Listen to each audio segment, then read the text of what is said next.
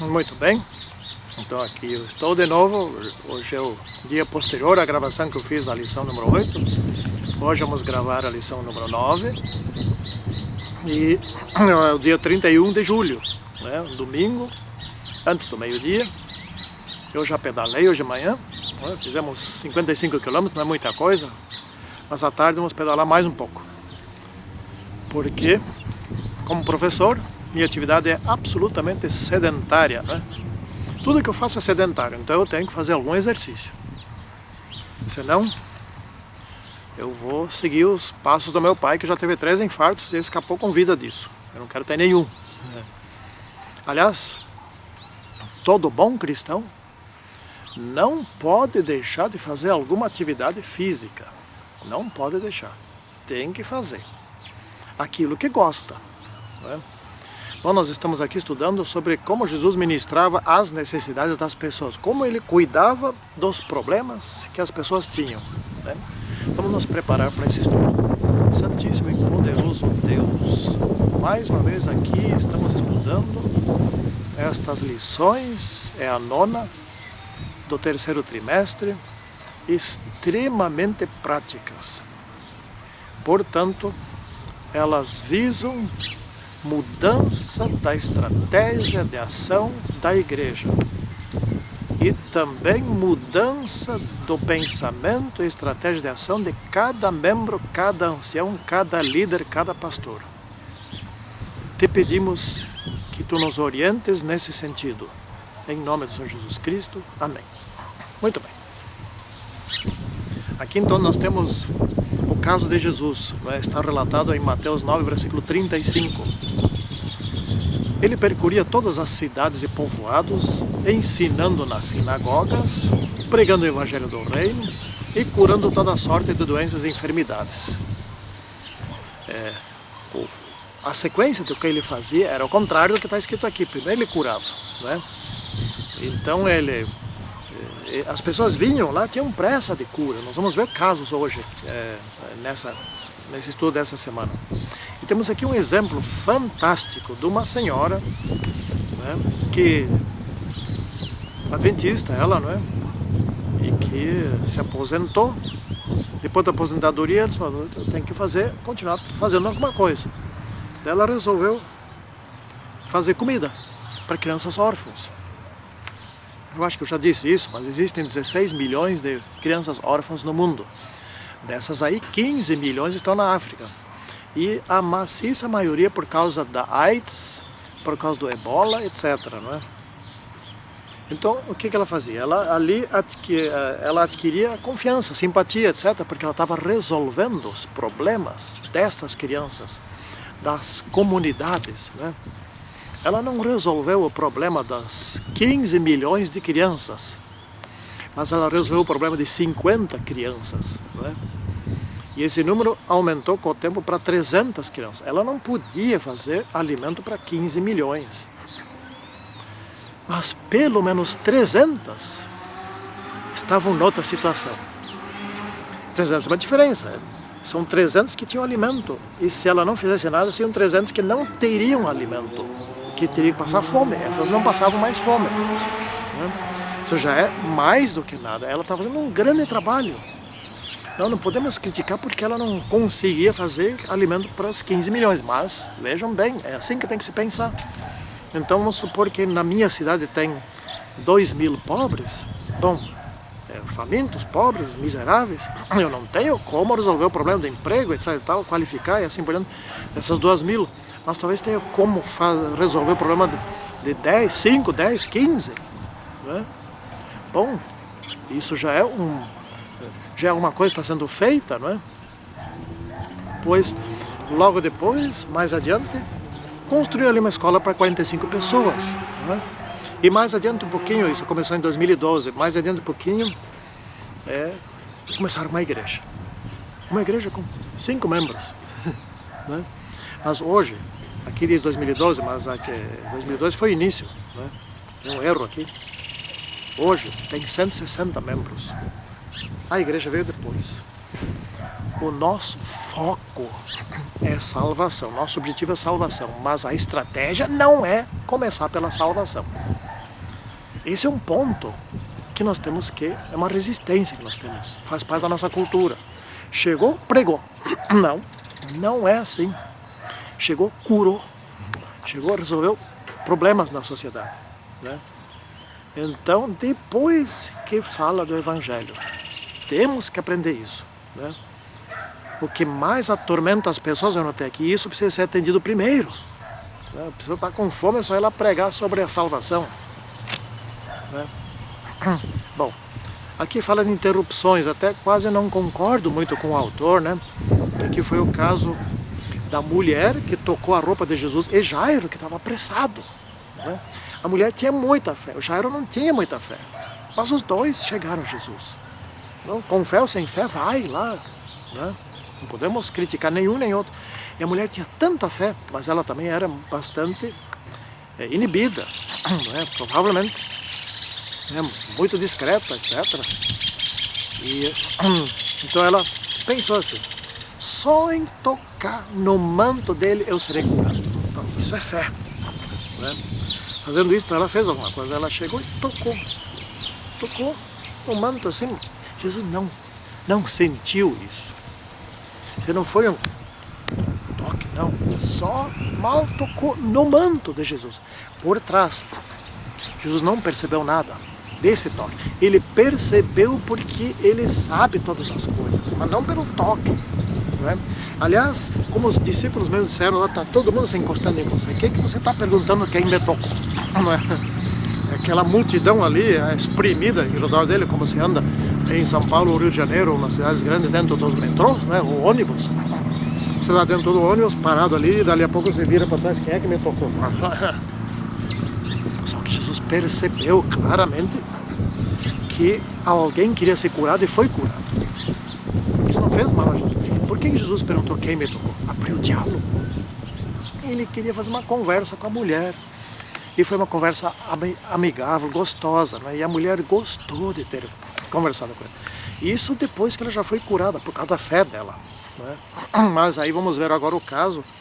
Aqui, vejam bem, antes de ir adiante, Jesus abriu o diálogo com ela e conversou com ela. Parou tudo ali e conversou com ela. Quando a gente vai no médico, às vezes, né? E o médico tira tempo e conversa contigo e pergunta, etc. É muito gostoso. Mas quando você vai no médico, ele está apressado. Imagina como são essas consultas aí nas consultas públicas, né? Tem fila ali, vem vindo um atrás do outro, e ele já mal olha para você e já vai prescrevendo, etc. Né? E a gente sabe que é assim, né? Como é ruim isso. Jesus queria dialogar. E no caso de Jairo, a filha de Jairo, mal ele estava conversando ainda com a mulher, já vieram falar para ele: só Jairo, não incomoda mais o mestre, sua filha acabou de falecer. Da parte de Jairo é uma situação, da parte da mulher é outra situação. Da parte da mulher havia fé. Da parte de Jairo não havia fé, nem nele, nem na turma que estava com ele. Porque é o seguinte, Jairo veio lá: mestre, ligeiro, vem lá, cura minha filha porque ela está muito mal. Se houvesse fé, Jairo teria dito o seguinte: mestre, manda que a minha filha fique boa. Pronto, não precisava ir lá.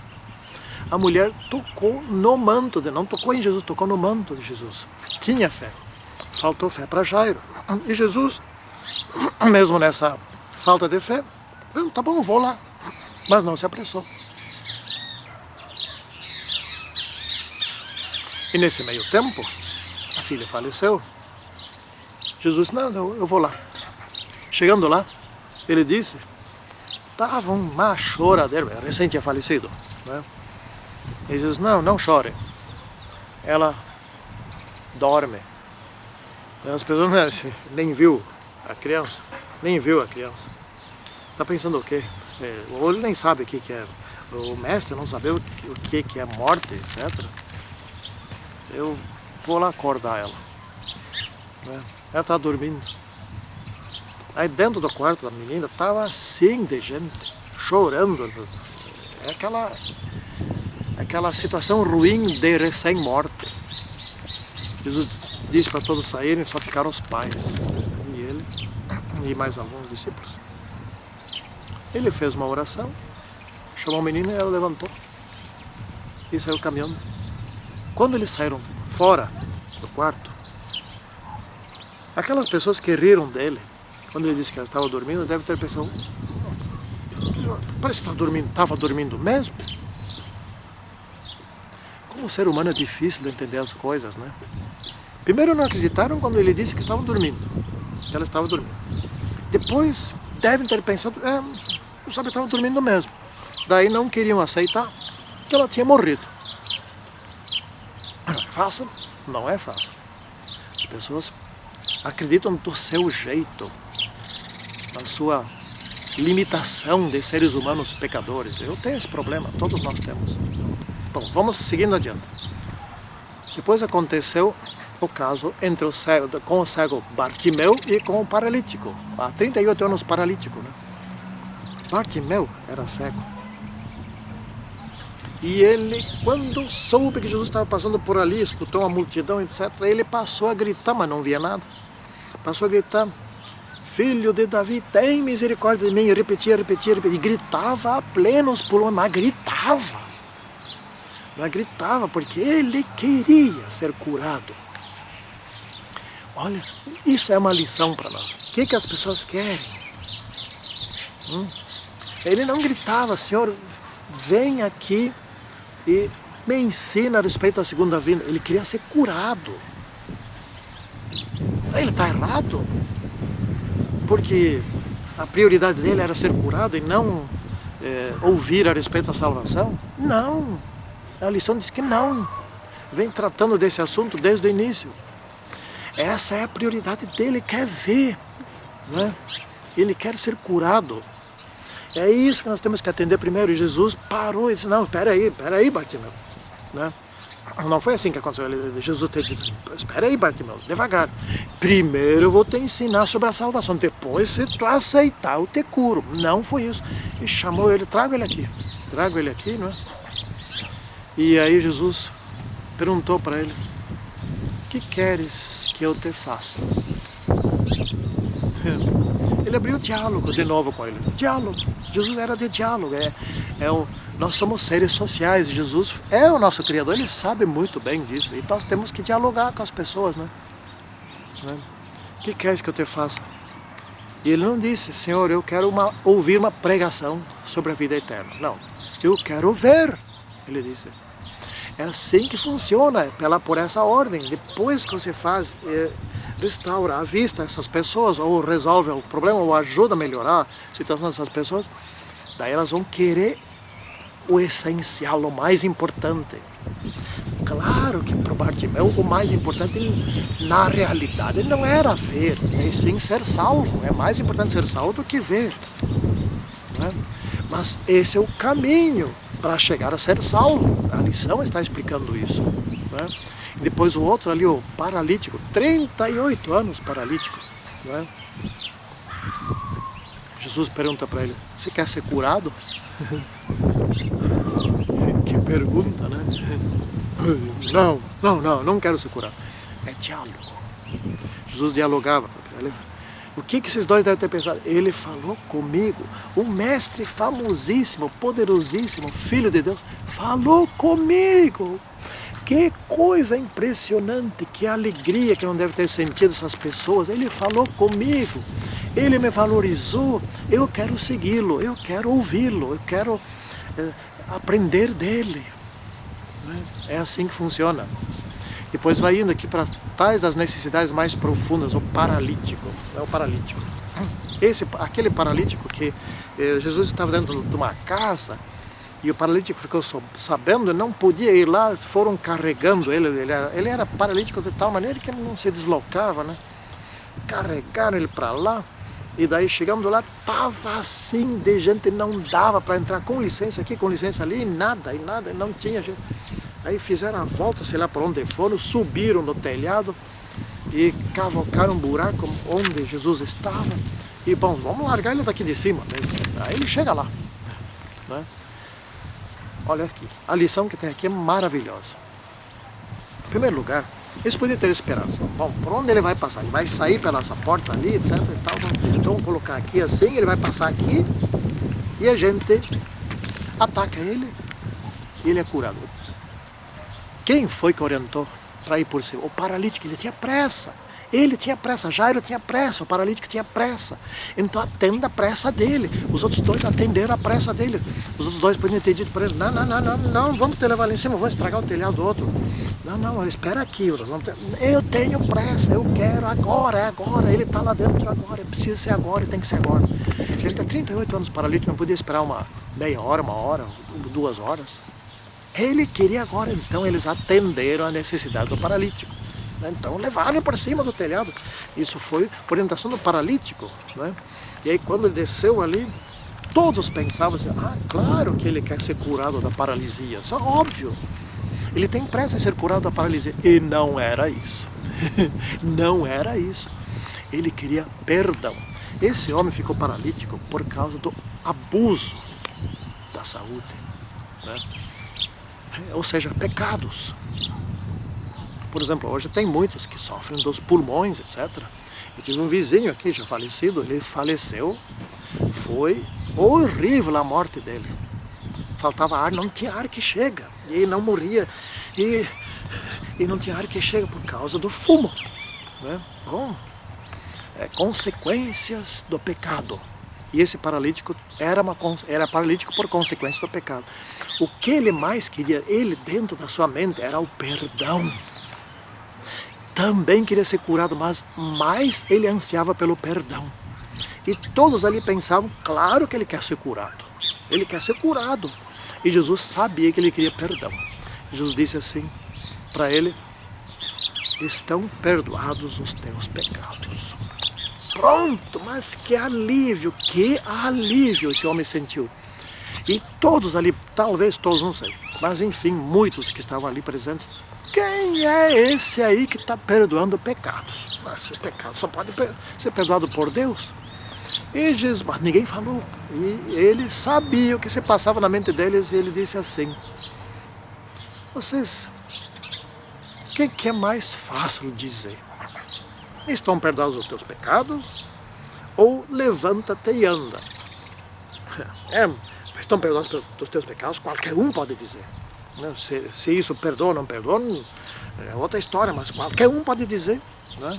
E ninguém vai ver se foi perdoado ou não foi. Mas levanta-te e anda. Para ter valor, o cara lá tem que se levantar e andar. Então, ele disse assim, para que vocês saibam que eu posso perdoar os pecados, disse assim para o paralítico que estava no chão, levanta-te e anda. Sabe o que aconteceu, né? O homem levantou e andou. Aí viram que quem estava ali era Deus. Era alguém que tinha poder para perdoar os pecados. Mas são 2 coisas que temos que aprender aqui. Primeiro, Jesus atendeu a ordem do desejo do paralítico. Ele tinha pressa em ser perdoado e pressa em ser curado, mas mais pressa e a prioridade dele era ser perdoado. Bom, ele foi atendido em 100%. Segunda coisa que temos que aprender aqui é que quando Jesus faz alguma coisa e demonstra que ele é Deus, nós temos que aceitar isso. Nós temos que aceitar o que está escrito na Bíblia, temos que aceitar tudo que ele mandou escrever, o que está escrito no Espírito de Profecia, por exemplo, com relação à música, né? E assim vai. O caso de Dorcas, Tabita, né? Dorcas. Então, ela tinha um ministério pessoal. Quero reforçar aqui a questão dos ministérios pessoais. Aliás, naqueles tempos antigos, a igreja funcionava basicamente por ministérios pessoais, né? Iniciativa das pessoas que trabalhavam por sua vontade. E isso é que funciona. Isso é que funciona bem. Né? Então a pessoa faz aquilo que gosta, aquilo que se encaixa naquilo que ela faz bem feito, naquilo que ela sabe fazer. E aquilo que ela quer fazer, etc e tal, está sincronizado com o que a comunidade necessita. É a ideia da lição deste trimestre. E essa Dorcas, o prazer dela e a capacidade dela, etc., era fazer roupas, costurar roupas para os pobres que não tinham roupas. Aquela região ali, no inverno, é frio, né? Então ela fazia isso. Isso ela gostava de fazer. E havia necessidade, então ela atendia necessidades. Não é que a mulher adoece e morre. ela morre jovem. E houve um clamor ali, etc. E Pedro estava por lá e foram lá para Pedro, olha só o que aconteceu. Tipo assim, será que tu não pode fazer nada para essa mulher? Olha aqui, olha o manto que ela me fez, olha a camisa que ela me fez, olha isso, olha aquilo. Todo mundo lá mostrando as coisas que ela fazia. E agora ela morreu. Como que querendo dizer, será que tu não pode ressuscitar ela? O que tu pode fazer por ela? Pedro foi lá, orou e a mulher ressuscitou. Ah, que alegria! Esse ministério continuou, né? Dorcas fazia tão grande diferença na sociedade que Deus resolveu ressuscitar ela, né? E as pessoas resolveram clamar por isso, né? Era assim que funcionava, é assim que devemos concluir, né? Bom, para concluir esse estudo dessa semana, aqui a lição... eu nunca imaginava que uma lição da Escola Sabatina ia tratar desse assunto, plano estratégico, ou planejamento estratégico. Vou fazer uma leve colocação, até estou elaborando um esquema para planejamento estratégico de igrejas. Vou fazer uma breve colocação. O plano estratégico é o plano da organização visando a sua ação do lado externo, né? do lado de fora, né? E no longo prazo, seja uma coisa permanente. O plano estratégico organiza o pensamento dentro da organização. Eu ia dizer empresa, mas aqui nós vamos falar em organização porque é a igreja, né? Então as pessoas passam a trabalhar de acordo com esse plano, as pessoas se alinham. Então existe uma estratégia, são identificadas as necessidades do lado de fora, estou fazendo um resumo do resumo, né? São identificadas as necessidades lá fora e é elaborada a estratégia de como atender essas necessidades. Então as pessoas dentro da igreja trabalham de acordo com essa estratégia para atender aquelas necessidades. Isso se chama alinhamento, ou seja, as pessoas estão somando, isso dá sinergia. E isso quer dizer, a soma do trabalho das pessoas é maior do que a quantidade do que cada um faz individualmente. Isso dá um resultado muito bom. Precisamos desenvolver planos estratégicos na igreja. Infelizmente, ninguém dentro da igreja, do nosso ministério de saúde e tal, está qualificado, pelo que eu saiba, a elaborar um plano estratégico. Eles fazem um planozinho qualquer aí, como hoje tem o CRM, né? Mas isso não é um plano estratégico, isso é muito aquém do plano estratégico. O plano estratégico tem que envolver a igreja toda e tem que ser completo, tem que ter missão, tem que ter visão, tem que ter os pontos fortes, pontos fracos, né? Tem que ter o diagnóstico, tem que ter a filosofia, tem que ter no que nós cremos, etc. É um conjunto de ideias que faz as pessoas pensar e agir de acordo com aquela ideia em função do que necessita ser feito. Isso é essencial. Então você pesquise, etc., ou estude assim por diante e ajude na comissão da igreja a elaborar um plano estratégico para a sua igreja. Nós cremos que essas lições são práticas demais. Temos que aplicá-las. Se passar esse trimestre e nós não mudarmos nossa maneira de agir, então perdemos um trimestre.